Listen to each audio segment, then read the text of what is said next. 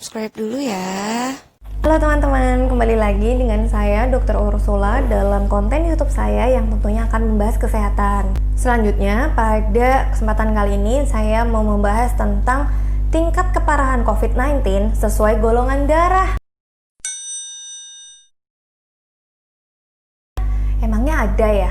Ada, makanya disimak ya. Sebelum menyimak video YouTube ini, jangan lupa klik tombol subscribe, kemudian jangan lupa di-share, dan kalau misalnya ada pertanyaan bisa isi di kolom komentar. COVID-19 ini kita ketahui sudah ada kemunculannya sejak Maret 2020 di Indonesia. Berarti sudah sekitar 8 bulan kita berperang melawan penyakit COVID-19 yang sekarang sudah menjadi pandemi. Mungkin di luar sana banyak yang masih berkonspirasi atau tidak setuju bahwa COVID-19 itu adalah suatu kenyataan. Pada dasarnya penyakit ini nyata, masih terus berguguran orang-orang yang memang terkena. Nah, sekarang penelitiannya itu akan semakin banyak karena ternyata menurut data yang ada, angka di Indonesia itu belum mencapai titik puncak karena masih naik terus grafiknya. Ternyata penelitian itu masih terus berkembang supaya bisa mengenali lebih dalam lagi tentang karakteristik penyakit baru ini. Ini ada temuan tentang COVID-19, keparahan COVID-19 yang dilihatnya itu dari golongan darah pasiennya. Ini bukan ngada-ngada ya, ini saya ambil dari jurnal Blood Advances. Oke, apa sih dok hubungan golongan darah dengan keparahan COVID-19?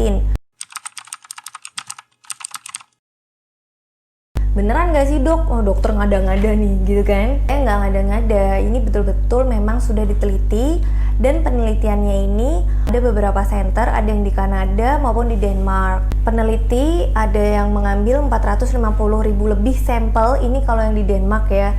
Nah, berdasarkan penelitian di 450.000 orang lebih itu, mayoritas orang yang terkena COVID-19 itu adalah orang yang golongan darahnya itu adalah golongan darah A, B, dan AB. Yang golongan darah O itu justru lebih sedikit.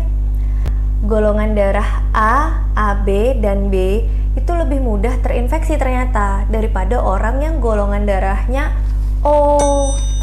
Penelitian lain di Kanada ya, ini menunjukkan bahwa 95% pasien yang memiliki gejala kritis, jadi gejala yang sangat berat sampai harus dirawat di ruang intensif ICU, itu menunjukkan golongan darahnya itu ternyata golongan darah A dan AB.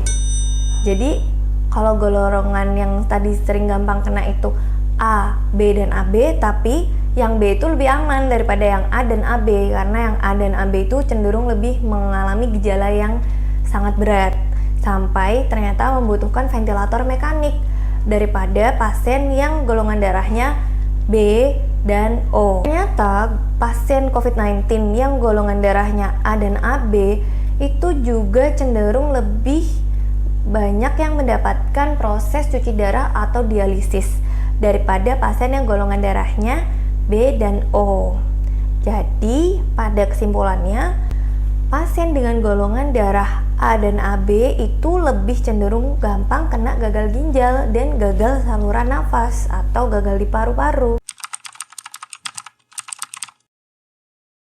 Jadi memang berdasarkan penelitian juga waktu tinggal di rumah sakit orang yang kena COVID-19 yang golongan darah A dan AB itu lebih lama tinggal di ruang ICU daripada di ruang rawat biasa.